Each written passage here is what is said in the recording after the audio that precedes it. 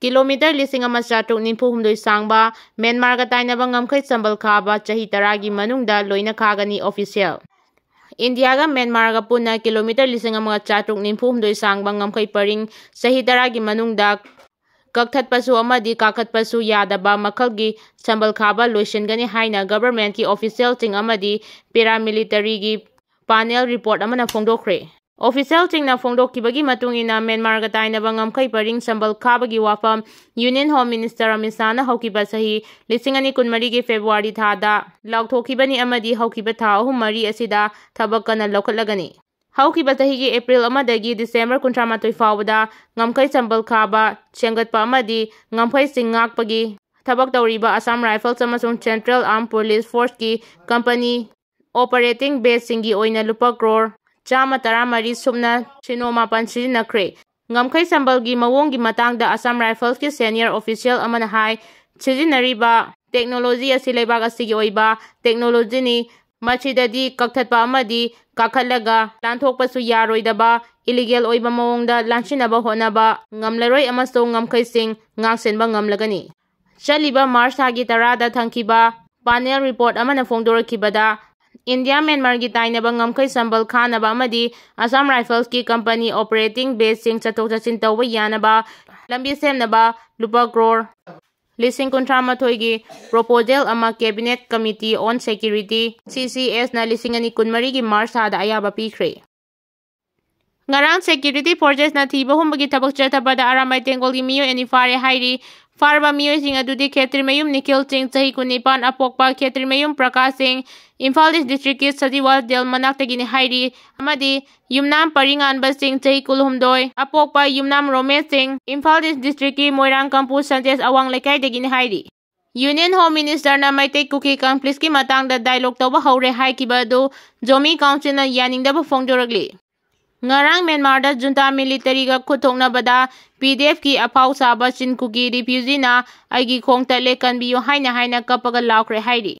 Accident da miyo ema lekhidre ngasi numidang wairam pung 3 rom tabada Palel police station na konba National Highway 102 gi paringda nungaurok amadi kanaraga tainaba khulgi lambi mapanda khamduna leiba singpuba tata 807 amada thauduna lakpa gari macha Bajaj Pulsar amana thomjinbada gari macha thaurakpa miyo edu thaudok thokpam adumaktada lekhidre thaudok thokpam dagi phangwa pauna hai laibak thiba thaudok aduda lekhidraba miyo edu sangai yumpham pulai pokpi Mairen khuldagi MD Adimudin Jahiya Khanitoi apokpa amadi Mahirudin kauba miyo emani hairi.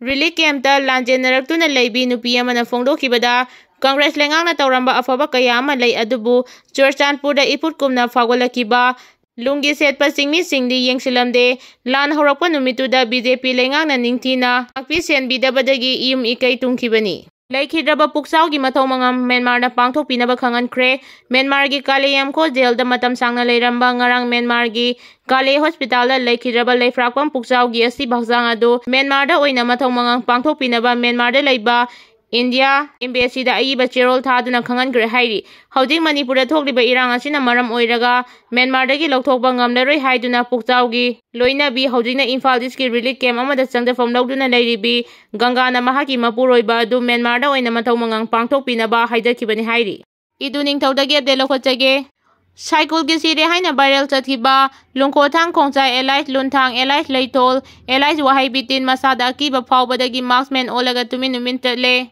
Mi namagi photo lona namkini kibadagi cycle bazar fawba thokpa kire cycle bazar board ki dukan singdagi collection tawkiba hisab sabak fakle mana lauraga lona sina kiba paisa mana puthorakadabani hainare leithol wahibitin na fana kana honarabaso amukhana cycle bazar board secretary oiba yararoi school chatpa angang singna magi dukan mapa yorakpada aikhoi chairman leithol wahibitin gi dukani haira chatpa tabada leithol gi imung de leiba ngamdre cycle gi Sunday church singda leithol gi matangda wa ngangnakre market ta su yensang yoliba fawba leithol gi wari ngakta ngaire idu ningthauda pauli oirangani haina singnaba miyoi sing faba punba puba phone munba sunglep lepte kanagi Kuki yuti fawba faraga pui nupi angang faba gi phone munba lepte